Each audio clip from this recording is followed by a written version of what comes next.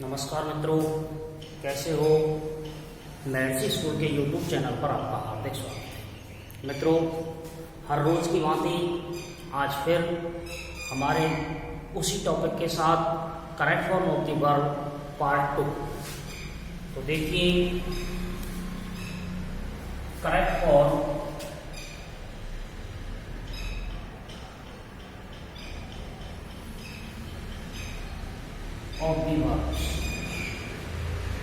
of the verb part 2।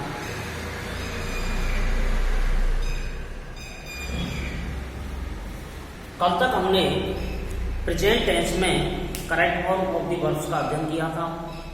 आज मित्रों, आपका समय ज़्यादा व्यर्थ ना करते हुए सीधे टॉपिक पर चलते हैं। पहले उसके बाद में टॉपिक खत्म होने के बाद आपसे फिर कुछ वार्तालाप करेंगे, लेकिन पहले पढ़ाई जरूरी है। देखिए, सबसे पहले पास्ट इंडेफिनिट। पास्ट इंडेफिनिट, इसकी हेल्पिंग वर्ब डिड और मेन वर्ब की सेकंड फॉर्म या डिड प्लस वर्ब की फर्स्ट फॉर्म। अब उसका नियम देखते हैं।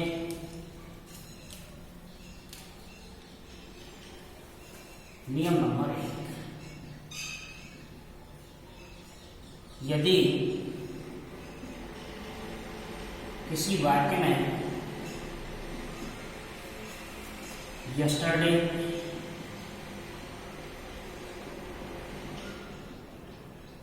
यस्टरनाइट, last day, last month,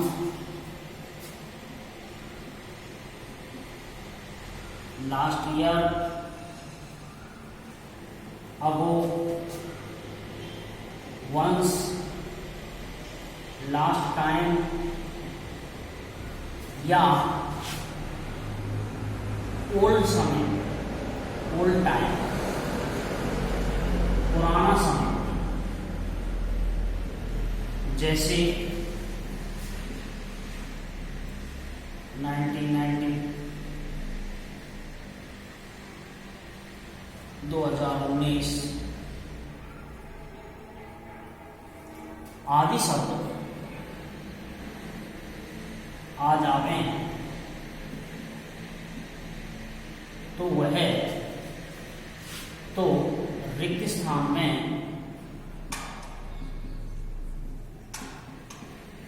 verb की सेकंड फॉर्म वर्ब, जैसे मैंने कहा ही हर जगह गो टू जयपुर यस्टरडे। तो मित्रों देखो, यहाँ यस्टरडे शब्द आ गया, तो यस्टरडे शब्द से ही आप पहचान जाएंगे कि ये पास्ट इंडेफिनिट टेंस है। और जैसे ही यस्टरडे आ गया, यानी भूतकाल की बात हो रही है, तो पास्ट इंडेफिनिट है। अब कर्ता ही है, तो ही के साथ क्या आएगा? वर्ब। ये साधारण वाक्य है, साधारण वाक्य में हमेशा वर्ब की सेकंड फॉर्म आती है। तो वो का क्या हो जाएगा? He went to Jaipur yesterday. जैसे मैंने लिखा, दे खाली जगह come to my home once. तो यहां देखो वंस शब्द आ गया, तो वंस शब्द आ गया तो सबसे पहले हम ये देखेंगे, और वाक्य बिल्कुल साधारण है, अफर्मेटिव सेंटेंस है, तो वर्ब की सेकंड फॉर्म आएगी। तो यहां हम देखेंगे कि कम की सेकंड फॉर्म क्या आ जाएगी? केम। तो यहां केम आ जाएगा, they came to my home once. इसी प्रकार नियम नंबर 2,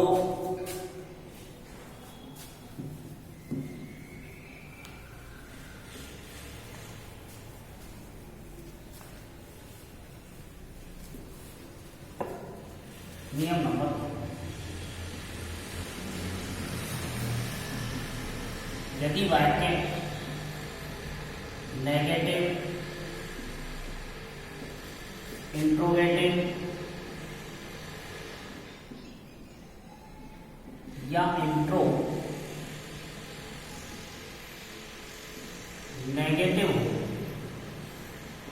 तो रिक्त स्थान में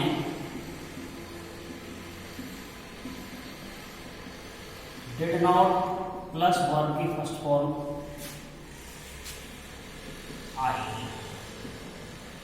जैसे क्योंकि पास्ट इंडेफिनिट के साधारण वाक्यों में वर्ब की सेकंड फॉर्म आती है, जबकि पास्ट इंडेफिनिट के नकारात्मक, प्रश्नवाचक और प्रश्नवाचक नकारात्मक वाक्यों में डिड प्लस वर्ब की फर्स्ट फॉर्म आती है। तो यहाँ नॉट को यदि नकारात्मक है तो नॉट आएगा, इंट्रोनेगेटिव है तो नॉट आएगा, इंट्रोगेटिव में डिड प्लस वर्ब की फर्स्ट फॉर्म आएगी। तो यहाँ देखिए डिड प्लस वर्ब की फर्स्ट फॉर्म आएगी। जैसे मैंने लिखा ही खाली जगह है नॉट ईट फूड यस्टरडे। अब यहां देखेंगे यस्टरडे आ रहा है और इसमें नॉट शब्द आ रहा है, तो इसका मतलब ये नेगेटिव है। अब नेगेटिव है, नकारात्मक है, तो नकारात्मक में हमेशा डिड नॉट आएगा। तो यहां ही करता है, तो यहां डिड नॉट ईट यस्टरडे। और यदि ये ऐसे होता खाली जगह ही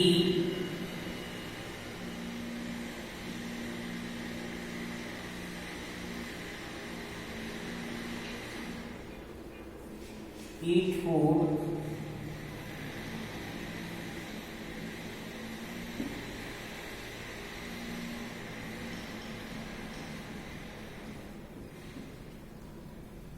यस्टरडे प्रश्नवाचक चिन्ह।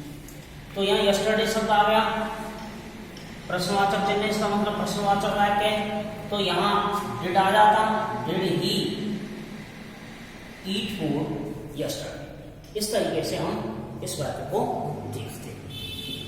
तो मित्रों ये आपको समझ में आ गया होगा कि किस तरीके से हम पास्ट इंडेफिनिट टेंस के वाक्य को correct form of the verb में पहचानते हैं और किस तरीके से उसको भरते हैं। अगला है पास्ट कंटिन्यूअस। पास्ट कंटिन्यूअस इसकी हेल्पिंग वर्ब वाज वर्ब और मेन वर्ब की फर्स्ट फॉर्म प्लस आईएनजी। मैंने आपको बताया था टेंस के दौरान कि पास्ट कंटिन्यूअस का अर्थ होता है रहा, और जहां रहा शब्द आ जाए वहां वर्ब की फर्स्ट फॉर्म में आईएनजी आवश्यक रूप से लगाई जाती है। तो देखिए इसका नियम नंबर 1, यदि किसी वाक्य में at that time,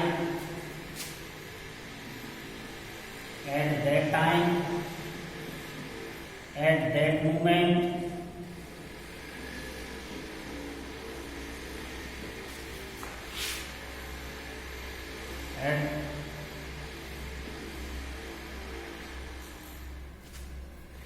at that time, at that moment, at present,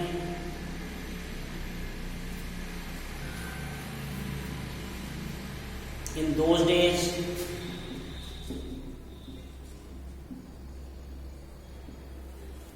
or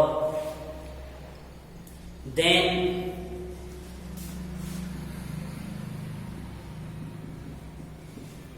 आदि शब्द आ जावे तो रिक्त स्थान में वाज वर्ब प्लस वर्ब की फर्स्ट फॉर्म में आईएनजी बन। जैसे देखिए ही खाली जगह work in A factory in those days. तो देखिए यहां दोज डेज आ गया, तो दोज डेज आ गया ना, तो ही के साथ क्या आएगा, was working, he was working in A factory in those days. अब देखो मैं थोड़ा सा आपको बता दूं, प्रेजेंट कंटिन्यूअस और पास्ट कंटिन्यूअस में क्या अंतर है, यानी इस प्रेजेंट कंटिन्यूअस में इन दीज डेज, और यहां हो गया इन दोज डेज, यानी दीज का दोज हो जाता है, तब आप समझ लें कि उसमें पास्ट कंटिन्यूअस आएगा। और यदि दीज ही आ रहा है तो आप समझ लें कि उसमें प्रेजेंट कंटिन्यूअस यानी इजेवार प्लस वर्ब के प्लस फॉर्म में आईएनजी आएगी। और यदि दोज हो जाए तो फिर वाजवार प्लस वर्ब के प्लस फॉर्म में आईएनजी आएगी। इन दोनों टेंसेस में सिर्फ और सिर्फ यही अंतर है, दिस का दैट हो जाता है और दीज का या दोज हो जाता है। तो ये आपको समझ में आ गया होगा। इस तरीके से बहुत सारे उदाहरण आप अपनी बुक्स में से कर सकते हैं, क्योंकि ऑनलाइन बहुत सारे उदाहरण देना यहाँ संभव नहीं है, इसलिए मैं आपको सिर्फ एक एक उदाहरण देकर के ही समझा रहा हूँ। यदि आपको correct form of the verbs भरने में कोई समस्या आए तो आप कमेंट बॉक्स में लिख सकते हैं और उसे बता सकते हैं, ताकि मैं आपकी समस्याओं का समाधान करने की कोशिश कर सकूं। अगला है पास्ट परफेक्ट।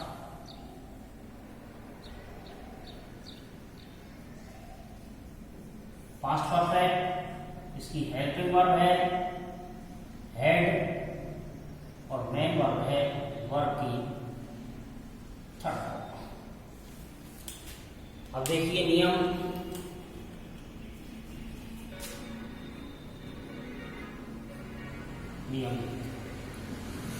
यदि दो वाक्य दिए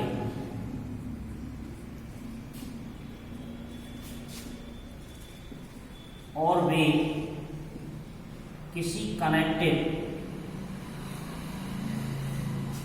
बिफोर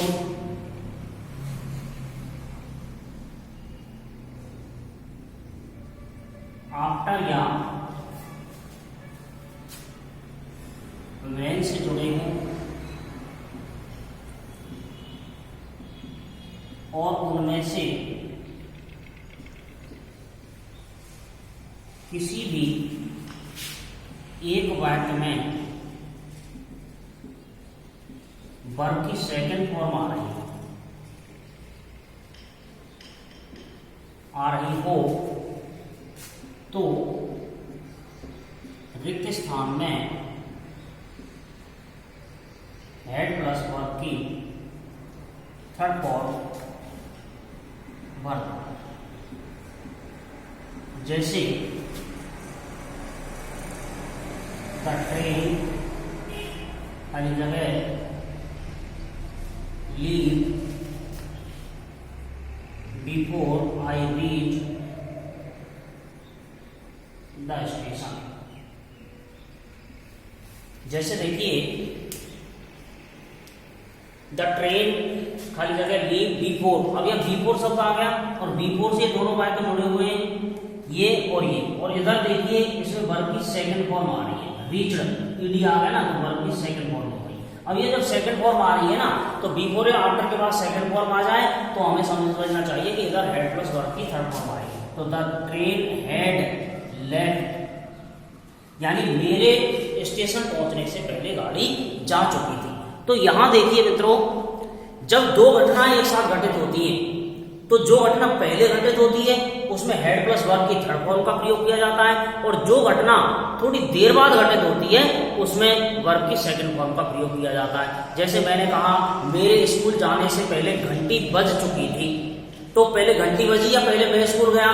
तो मेरे स्कूल जाने से पहले यानी पहले घंटी बजी, तो जो घंटी बजी है वो हेड प्लस वर्ब की थर्ड फॉर्म है, और मैं स्कूल गया हूं वो वर्ब की सेकंड फॉर्म है। जैसे मैंने कहा डॉक्टर के आने से पहले मरीज मर चुका था, तो पहले मरीज मरा या पहले डॉक्टर आया?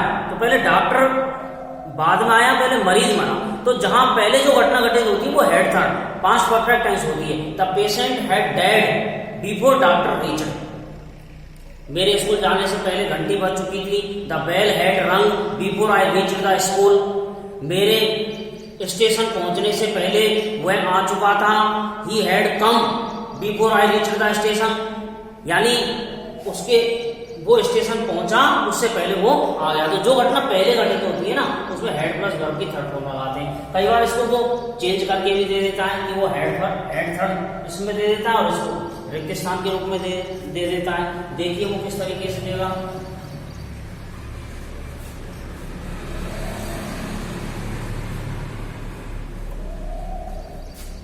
नियम 2,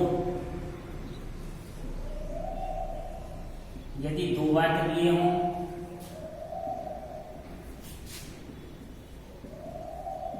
और वे बिफोर या आफ्टर से जुड़े हों और उनमें से किसी भी एक वाक्य में वर्ब की हेड प्लस वर्ब की थर्ड फॉर्म आ रही हो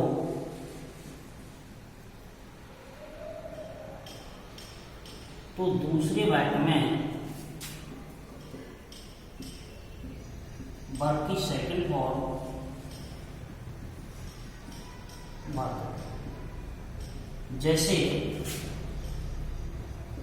the train had left before I reached the station। तो यहाँ हेड प्लस वर्ब की थर्ड फॉर्म आ रही है।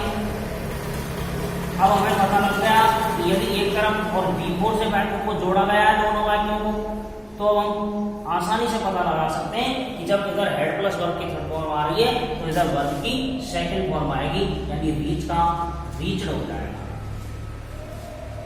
तो इसमें दोनों तरीके से रिक्त स्थान में पूछा जाता है। दोनों तरीकों को आपको समझ लेना चाहिए।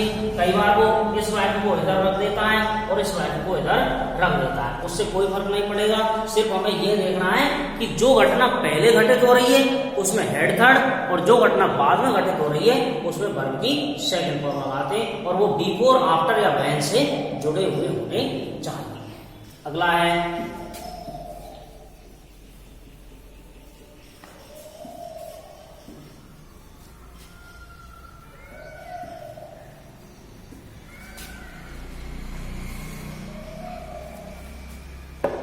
Past perfect continuous.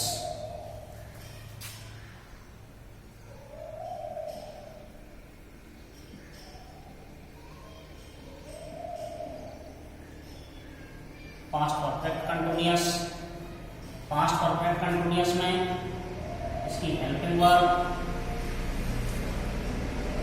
Had been, main verb, verb की फर्स्ट फॉर्म प्लस आईएनजी, क्योंकि इसमें भी रहा शब्द आता है इसलिए इसमें भी वर्ब की फर्स्ट फॉर्म प्लस आईएनजी आती है। अब देखिए नियम नंबर 1, यदि 2 वाक्य दिए हों और वे किसी कनेक्टिव से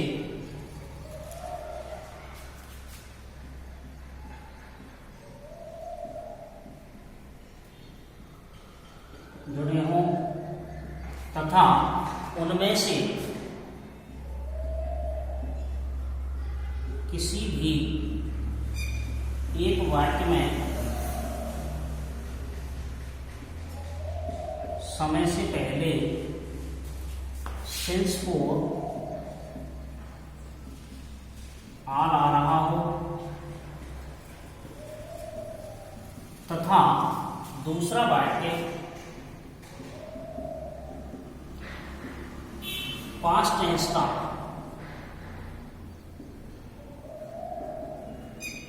बोध कराए तो रिक्त स्थान में हैड बीन प्लस वर्ब की फर्स्ट फॉर्म में आईएनजी वर्ब, जैसे दे वर्क हार्ड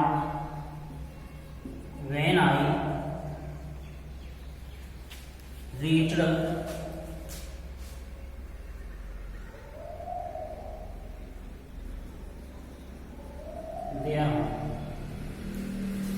तो देखिए सॉरी पूरा लिखता हूं मैं इसको, देख हर जगह work hard since Monday when I reached there. तो देखिए इसमें दो वाक्य दिए हुए हैं, व्हेन से जुड़े हुए, एक तो आई रीच्ड दिया है और एक they work hard since Monday. तो यहाँ पहले वाले वाक्य में ये समय आ रहा है, समय से पहले सिंस फोर आ रहा है, सिंस आ गया और उसके बाद कनेक्टिव से जोड़ करके दूसरा वाक्य दिया हुआ है दे और दे आई रीच्ड। और यहाँ दूसरे वाक्य में वर्ब की सेकंड फॉर्म आ रही है, वर्ब की सेकंड फॉर्म आ रही है, तो इसका मतलब ये पास्ट इंडेफिनिट टेंस हो गया। जब ये पास्ट इंडेफिनिट है तो यहाँ पास्ट परफेक्ट कंटिन्यूअस टेंस आ जाएगा, दे हैड बीन वर्किंग। तो देखो मित्रों, मैंने आपको प्रेजेंट में भी बताया था, यदि सिंस फॉर ऑल के बाद कोई कनेक्टिव आ रहा हो और कनेक्टिव के बाद यदि प्रेजेंट टेंस आए तो इधर प्रेजेंट परफेक्ट कंटिन्यूअस हो जाएगा, इधर पास्ट टेंस आए तो पास्ट परफेक्ट कंटिन्यूअस टेंस हो जाएगा, इधर फ्यूचर टेंस आए तो ये फ्यूचर परफेक्ट कंटिन्यूअस टेंस हो जाएगा। या रीच्ड आ रहा है ना वर्ब की सेकंड फॉर्म, और वर्ब की second form past indefinite tense है, इसलिए ये हैड बीन प्लस वर्किंग यानी पास्ट परफेक्ट कंटिन्यूअस टेंस हो गया। यदि यहाँ पर past indefinite, past continuous, past perfect continuous में से कोई सा भी टेंस होगा तो भी यहाँ पास्ट परफेक्ट कंटिन्यूअस टेंस ही आएगा। तो हमेशा ये ध्यान रखिए कि कनेक्टिव के बाद इधर प्रेजेंट है तो ये प्रेजेंट परफेक्ट कंटिन्यूअस हो जाएगा, और यदि पास्ट है इधर तो ये पास्ट परफेक्ट कंटिन्यूअस हो जाएगा, और यदि इधर फ्यूचर है तो ये फ्यूचर परफेक्ट कंटिन्यूअस टेंस हो जाएगा। ये आपको ध्यान रखने की महत्वपूर्ण बात है। तो दोस्तों आज का चैप्टर यही खत्म होता है। पास्ट टेंस की correct form of the verb हमने आज पढ़ी है। कल हम फिर नए chapter part 3 correct form of the verb part 3 के साथ आपकी कक्षा में उपस्थित होंगे और उसमें हम फ्यूचर टेंस की correct form of the verbs पढ़ेंगे। आशा है निश्चित रूप से ये चैप्टर आपके दिमाग में क्लियर हो गया होगा, क्योंकि मैंने यहाँ आपको हर छोटी से छोटी चीज को समझाने का प्रयास किया है ताकि आपके दिमाग में कोई संदेह उत्पन्न ना हो और आप आसानी से correct form of the verbs के चैप्टर को हल कर सकें। लेकिन हल करना आपका काम है, गाइडेंस देना एक शिक्षक का काम है। मैं अपनी ड्यूटी भली भांति निभा रहा हूँ और आशा करता हूँ आप भी अपनी ड्यूटी भली भांति निभा रहे होंगे, क्योंकि हर मनुष्य अपने अधिकारों की बात करता है लेकिन अपने कर्तव्यों के बारे में ध्यान नहीं रखता। यदि हर व्यक्ति अपने कर्तव्यों का ध्यान रखे और उन्हें ढंग से निभाए तो निश्चित रूप से उसका जीवन जन्नत बन सकता है, स्वर्ग बन सकता है। मित्रों, यदि आपने विद्यार्थी जीवन का लक्ष्य प्राप्त करने के लिए संकल्प ले रखा है, अपने विद्यार्थी जीवन के कर्तव्यों को आप सही ढंग से निभा रहे हैं, क्योंकि एक विद्यार्थी का सबसे बड़ा कर्तव्य समय निकालकर अध्ययन में लिप्त होना, उसमें संलिप्त होना जरूरी है। समय निकालकर वो अपनी पढ़ाई करे तो उसका विद्यार्थी जीवन निश्चित रूप से सफल होगा। एक शिक्षक समय निकालकर बच्चों को पढ़ाए तो उसका शिक्षक होना सफल हो जाएगा, और यदि वो समय निकालकर अपने बच्चों को नहीं पढ़ाए तो उसका शिक्षक होना असफल है। किसान यदि खेती के लिए समय नहीं निकाले तो उसका किसान होना बेकार है, वो किसान के नाम पर कुछ नहीं है। इसीलिए एक विद्यार्थी होना तभी सफल है तब आप पढ़ने के लिए समय निकालें। पढ़ने के लिए सबसे पहले लक्ष्य बनाएं। पढ़ने से पहले आप अपना लक्ष्य बना लें कि मुझे कितना पढ़ना है। निश्चित रूप से समय आपका साथ देगा, आप आगे बढ़ेंगे।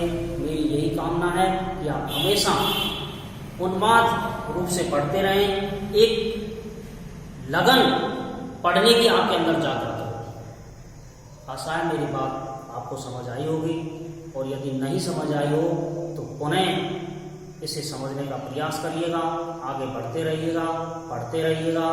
जय हिंद, जय भारत। और यदि आपने हमारे चैनल को सब्सक्राइब नहीं किया है तो सब्सक्राइब जरूर कर लीजिएगा, ताकि आने वाली वीडियो आपको लगातार मिलती रहे। पुनः एक बार दिल से आप सभी विद्यार्थियों को मेरा सलाम।